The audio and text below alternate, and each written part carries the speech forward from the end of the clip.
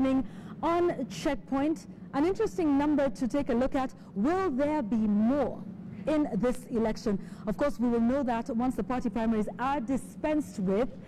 And of course, we want to talk about that. So I'm joined this evening by Felix Awor. Thank you very much, from Maisa. We also have Kamodo Waiganjo. Thank you very much. He's a former commissioner at the CIC. He's also a columnist here with us at the Standard. And Professor Michael Wainaina. It's good to have you all. Good to be here. Kamodo, let me start with you then. So your observations from the party primaries so far, what have been some of the areas of concern that you have noted in terms of party preparedness?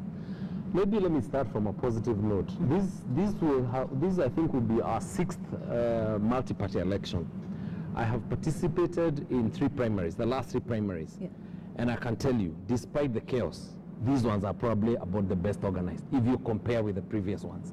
We must remember that if you look back to like the first 2 elections, people didn't even know there were such things called party primaries. Right. People are recognizing now that people are actually expecting to participate in party primaries. Universal suffrage, people are expecting to vote, people turning up at midnight to come and vote. So there's a positive thing there. I don't sense that the parties themselves are ready for the expectations, to fulfill the expectations that Kenyans have on them to run a proper process that is going to generate a winner, a proper winner. And especially in party strongholds, what you'd have expected is the parties to know for sure, especially for several reasons. One, we have very many people who are competing, and those people are, particularly the MCA, the county elections, at the MCA level, and the governors are crowd pullers. So you expect a very huge turnout. And then for many of these candidates, the elections are very, very expensive.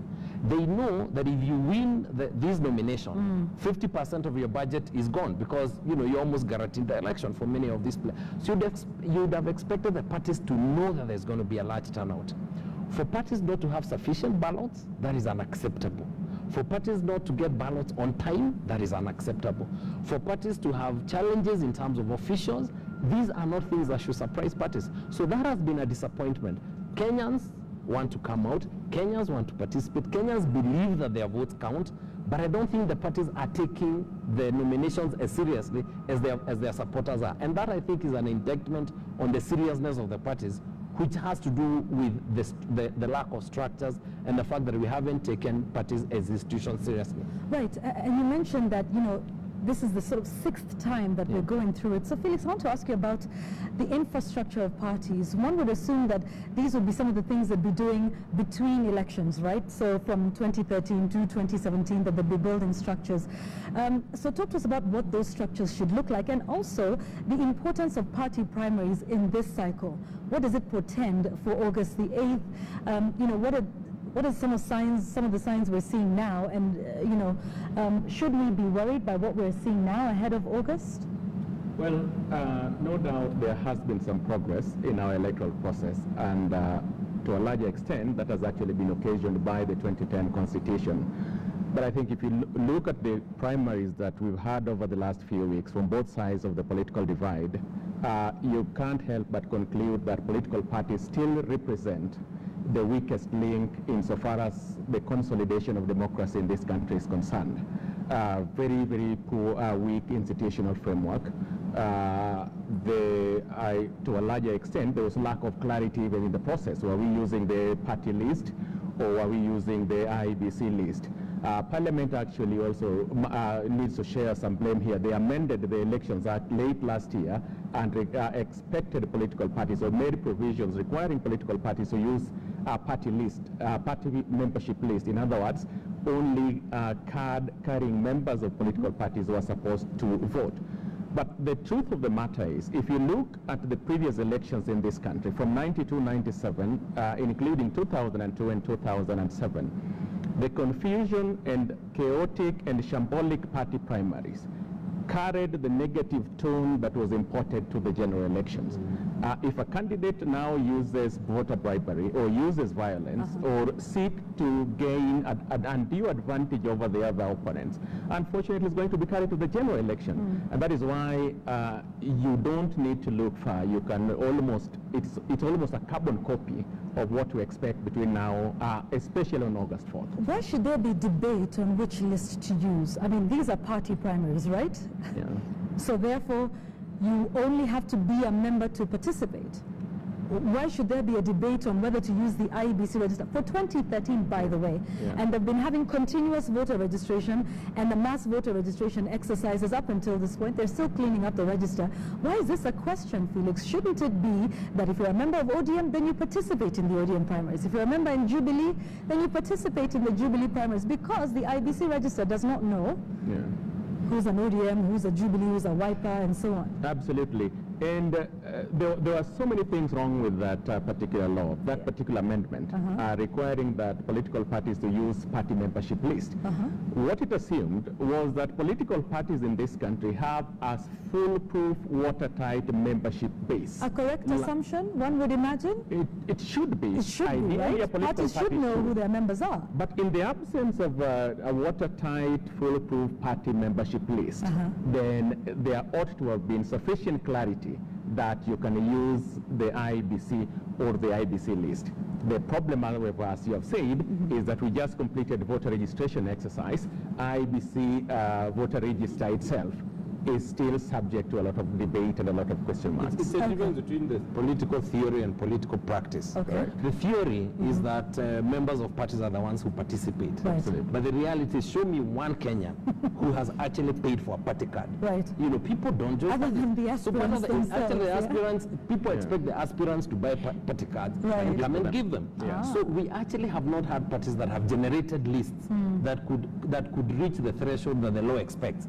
And I think we need to be true to ourselves and accept that, and say, in most parts of these countries, if you go to my county of Muranga, if somebody is not a member of a Jubilee, they are a member of which other party? It's almost everyone you'll find on that register is going to be a member, and they're going to participate in the nominations. I think it's unfortunate that we got here, because ideally we were building institutions. Institutions should have members. It really is unfortunate, but that's where we are. Members that actually drive the party agenda and drive the policy and sit their leaders down and say, as a party, this is where we want, you know, our party to go. Professor, so when you take a look at all of this that's happening, political parties, I mean, you've been on record here as saying, you know, people are saying it's a matter of ideology. So now party members seemingly not being the ones that drive the agenda and go to vote. What are your thoughts? My question about this discussion, I would backtrack a little bit and ask myself, what parties are we talking about? This country does not have political parties. I have said here before, Yvonne, the only political party in this country is KANU. And that is why these people have been unable to shut down KANU ever since Moi left. Because you can't shut down KANU. It was a political party. It is the only one which have a sense of longevity. Well, other than KANU, there's been ODM, which, by the way, was there in 2007. And we showed a report last week about, you know, the same chaos that took place. I would want to know what is going to happen to ODM when the owners of ODM exit the political stage. So what you're saying is KANU doesn't have owners and is more... KANU is the father and mother of all these other fellows who are claiming to have political parties. So if we had parties with ideology, Prof, are you saying then we would see a party primary season that would be more... Absolutely. If you had parties that were formed, parties are supposed to be places or political spaces where people coalesce around ideas or coalesce around a cause or coalesce around a program. In this country, parties are briefcases where tribal kingpins collect their tribesmen and put them in order to bargain in the political marketplace. So if we have political parties in the sense of a political party, for example, let's talk about KANU. KANU coalesced around the idea of independence, okay? And therefore, the people who are seeking independence and the politics around independence, the question of a political party or political parties were very important. And that is why we're able to form a political party. After this, do you know that, Yvonne, the tribal kingpins who are in NASA and Jubilee today have changed political parties 35 times among themselves. Is that a fact? 35 and counting. And counting. You have been counting. Yes. 35 and counting. Right. Meaning that whatever you're being told to do is a political party. So which means then the party structures can't be built if people are moving around. Absolutely. Okay, all right, and we'll come back and talk about you know, independent candidates in a moment. Yes. But I'd like to pose to you, Kamuzu, the question, you know, we're asking our viewers tonight, which is about whether IEBC should have conducted, you know, this process. Jubilee was calling for it earlier. They lost that argument, and you know, it was decided that parties would do it themselves. But there's the counter argument that expecting parties to conduct such a massive exercise, which in itself is a mini election, versus IEBC's, you know, budget, which even for IEBC some say is not enough, was expecting too much of political parties. I think that's true. And by the way, to give credit to these parties, I think they have tried. I mean, I went to polling stations this week, and they had tamper-proof ballots. I mean, they had trained returning officers. Only the ballots were not enough. So they have moved some way. But let's look at a party like NASA, for example. Let's take the NASA coalition. They probably control about 50% of the votes in this country. So in a sense, they're going to be running a general election in 50% of the country. Right. So you'd expect them to be using almost half of what the IEBC spends on an election. But look at the sorts of budget you're talking about. People think that because they got 700 million shillings, that's a lot of money. If you look at the amount of money spent in an election to do the infrastructure, the votes, it is a lot of money. And if we are going to expect these parties to contribute to the ultimate democratic content, because that's what they do, if they have a flawed process, that process produces a flawed candidate for the general election. So in a sense, if we believe that they have a reason, they have an impact in the ultimate content of our democracy, then we need to ask whether we need to relook at them again and see, is there a way we can actually start thinking about running this process differently, maybe even funding it publicly, but then ensuring that the standards for them are very high. Should it be IEBC? Absolutely not. I don't think you can have the IEBC running party primaries 3 months before the elections, because what you will then do is that if IEBC leaves with a compromise name during the party, which is inevitable, then it carries that stain into the general election. So we may have to decide whether we need whether we need to strengthen the office of the Registrar of Political Parties, give him or her a little more power, ensure we create the infrastructure for a lot better supervision, so that we have supervision. The parties can still run because they are private entities, but there is more intense supervision by the Registrar of Political Parties. That is what we are lacking. An outside body. If we leave it to the parties, these processes, even with the best of intentions, I don't doubt, by the way, that these parties, this time, many of them intend to actually have a free and fair process. It is just not possible, largely. Okay. Felix, you've observed elections in other parts of the continent. What's been your experience with party primaries? Kamodo says IEBC not, but perhaps strengthen another body that will manage the process. What have you seen out there? I've maintained this very consistently, and this position is informed by practices in other countries. And the example that I like giving all the time is the Ghanaian process, because Ghana and Kenya are the only two countries in this continent that have elections that are almost similar, very competitive, very fiercely contested, and things like that. The question, though, is why has Ghana consistently got it right? Why are political parties in Ghana vibrant, strong, well institutionalized, and things like that? And by the way, I agree with Kamodo. I think we have made progress. If you compare political parties in 92 and 97 and what they are today, Prof, there is some progress. Of course, it's still a long way to go, but for sure there is some progress. And by the way, if KANU was that only party, then KANU would have survived President Moi. To the extent that it did not, it also, you know, survived him. Or by name, by name, Prof. By name, Prof. It has.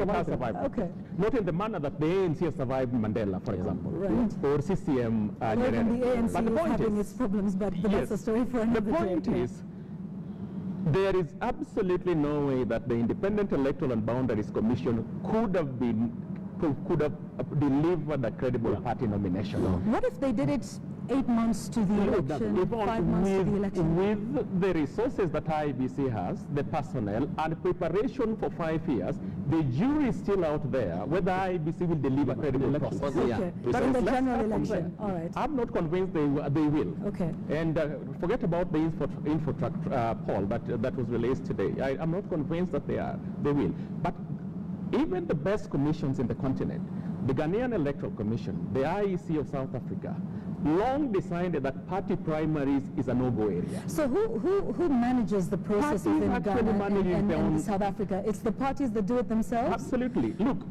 the New Patriotic Party that won elections in Ghana in 2016 nominated President Kufuor 2 years ago. Right. And they nominated their members of parliament over a year ago. In fact, they wait until 6 months to nominate seats or constituencies that they don't hold, or they have sitting members of parliament. They did it well in advance of the general election. Okay. Political parties would have to strengthen their capacities. That's true. And the political parties would have to commit themselves to a credible process. Prof reminded me of what Krigler said when he was seated there, that you cannot have a credible election in a dishonest environment. Yeah. It doesn't happen. Right. Political parties must really... The dishonesty starts there. It starts at the political parties. Yeah. So, and that is the reason perhaps that the 2010 Constitution proposed the idea of candidates running as independents. So if you don't want to necessarily be allied to one political party or another. Prof, do you think we will see more independent candidates that we saw in 2013, considering that in 2013, I was reading up a lot of complaints by the independent candidates themselves saying they were feeling largely left out of the process, that even the IEBC then was, addressing itself to the political parties. Do you think there is the potential for them to be the game changers in this election? I don't know they would be game changer in this election, depending on what you mean by an independent candidate.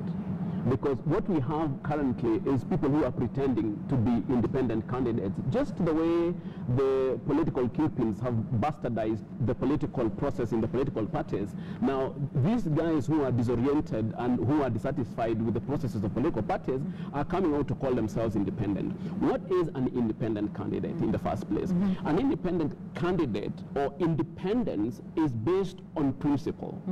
That your principles or your ideas or your programs are so marginal or are so different from the mainstream political ideas that you would like to take your ideas directly to the people and for the people to make a decision about these ideas. But when you are in a political party and then those guys do the things that they do and then you come out here and tell us that you're independent. I sat in a panel like this with a young guy who said, I'm independent, but I am supporting Jubilee, so can you vote for Uruto? And I asked him, what are you talking about independent? And you're telling us you're going to vote stand for Jubilee. So, yes, is there a place for independent candidates? I would answer that question by saying there is a place for independent thinking.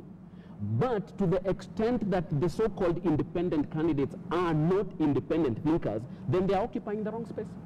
Come on. If you look at the spirit, the letter actually of the Constitution and the spirit, the idea was that independent candidates were people who are not affiliated with parties. That was the idea. Right. In fact, that is where the Constitution even requires them to resign or to not be members by a particular. Now we are assuming that those 3 months you should be members until that point. That was actually the spirit of the Constitution, that you are not associated with parties. The first draft, I think Felix would remember, of the Elections Act, had actually, or the Political Parties Act, I'm not sure, had actually required that for 1 year they have not been members. And the reason that we're actually looking for people who may not actually play the politics of the political parties, but they still need a role in the political process. Now, Prof, the reason why they say they support Jubilee is because also our political tradition. If you say I'm an independent candidate, but I am not supporting the president, you will lose your seat. So a lot of these decisions are pragmatic, because even if you're an independent thinker, if you don't identify with a particular political kingpin, you are not going to get anywhere in this country. That is our reality. And I think we need to recognize and work within them. Do you think we will ever get to the point where we have independent candidates who are able to stand without having affiliation to any political kingpin whatsoever? Will we get to a point like that, or is this just the nature of who we are, and therefore saying then, we don't really have independent candidates? Yvonne, I'm an optimist. Let me tell you, I'll keep saying this. I participated in a primary this Friday. We have come. I mean, the problem as a country, we are very negative people. That's true, which is a good thing, because it means that we have very high standards for ourselves, and that's true. That we should never be content with minimums, But the reality is we have made strides, and I have no doubt in my mind that one day we'll vote in Prof purely because of his ideas. Because we're getting to a point where we realize that ideas matter. We're getting to a point, you tell yourself, Kenyans actually, despite all the things we say about the evil, how politics are evil, people wake up at midnight to come and vote. What is that telling you? That they actually believe that their votes matter. They believe that leadership matters. So there's some places we have shifted, not as fast as we should have, but we have made some strides. So one day I don't doubt that we are going to have a competition on ideas. Is it going to be 2017? Probably not. Is it going to be 2022? Maybe we will start. But the competition on ideas is something that is going to come. Okay. Felix, talk to us about the role of IEBC in terms of, dealing with the parties during the primary process. They had a meeting this afternoon with the major parties and those running the electoral boards. Their role in this, because just before the party primaries began, they were, trying to enforce the law with the political parties. They were telling them that, you have to make sure that your aspirants are gazetted first. Raila Odinga told them, don't mess in party affairs. That sort of thing. They even signed a code of conduct of how they were going to conduct themselves, and it's almost like right the next day, like that code of conduct by IEBC meant nothing.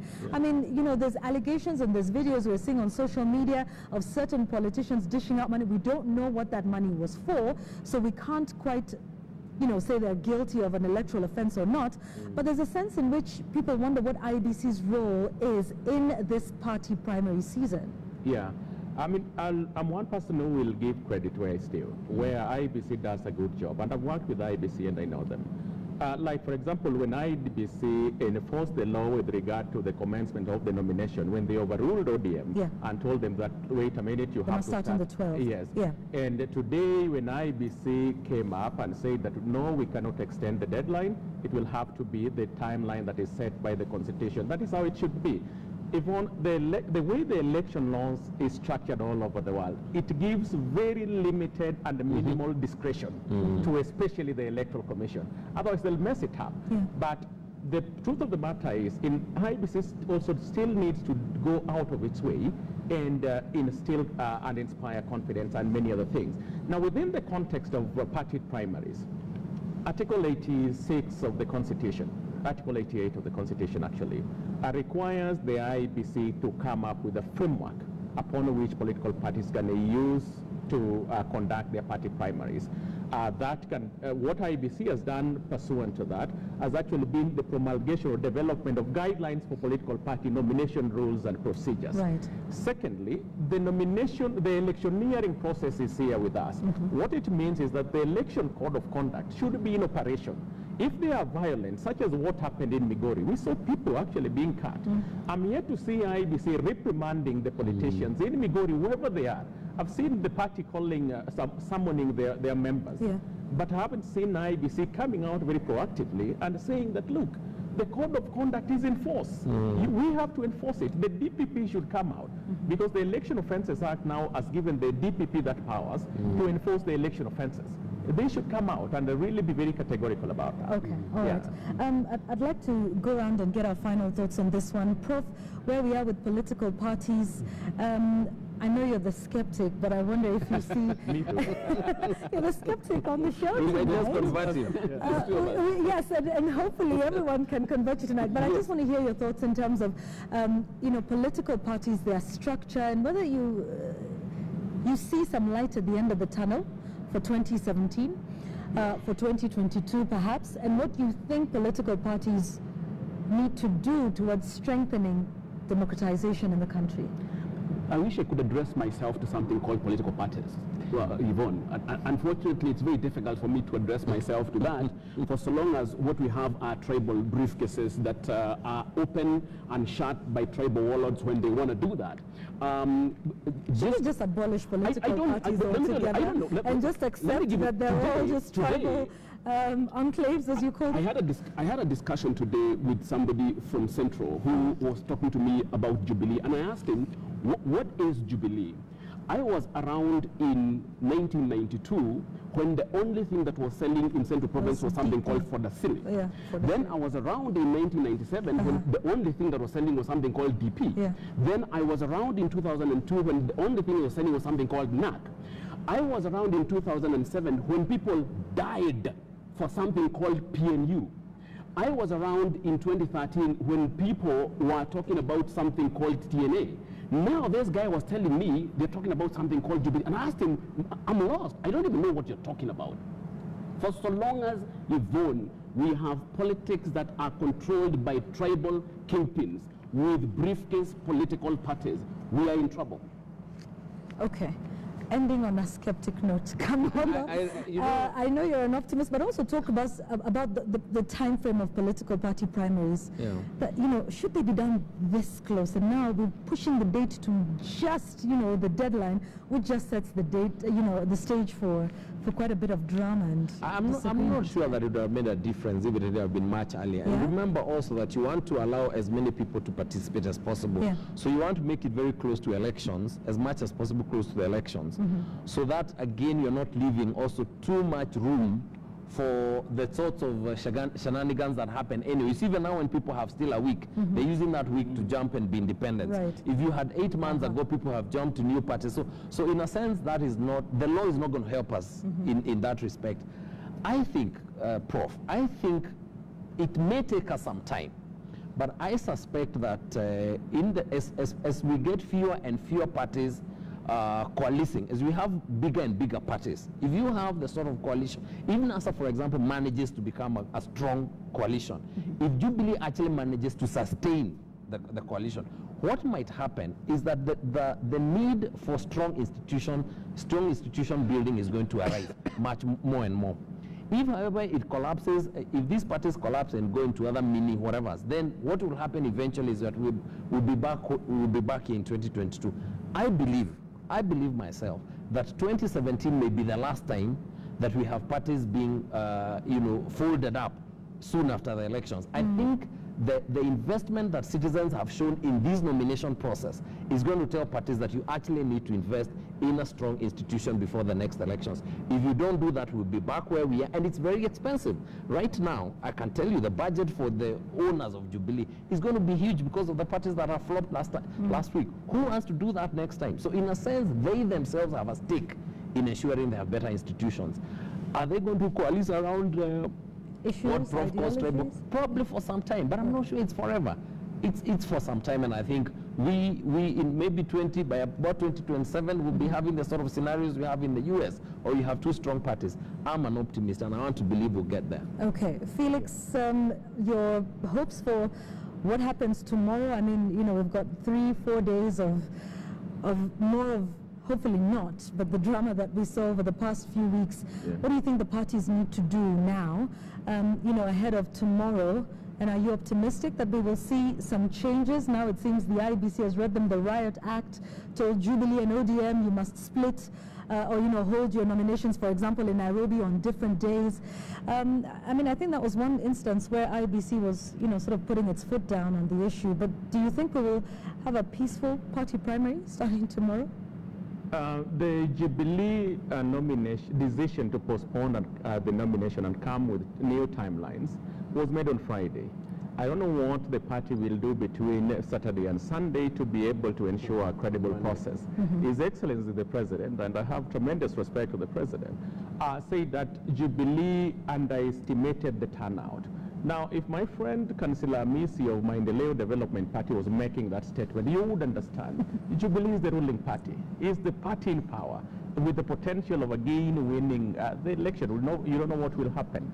And so there is a need for serious preparations towards things like this. But I want to believe that come the deadline, which will be sometimes this week or towards the end of the month, political parties will come up with names. However shambolic, they will have names, unfortunately, for them. Because I don't know what they're going to do between and the party hopping law, then, the IEBC is hoping maybe can be decided. Yeah, they won't, unfortunately, they won't come. But you remember, as you pointed out rightly, they will be. They can. People can defect and run as independent. Yeah. Otuma for one say that it will run as independent.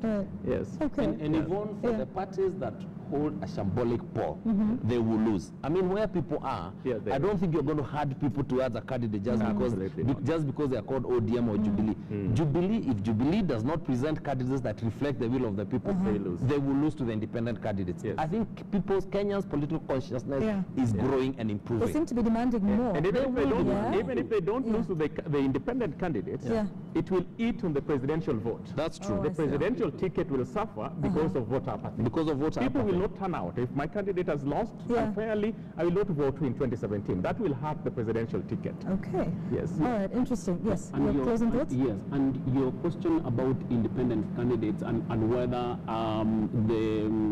what do you call it? Whether the space or whether the arena that is being set is right Conducive for for them, yeah. conducive for independent candidates. Right. For truly independent candidates, yes, because there are certain conditions that prepare the ground for independent candidates.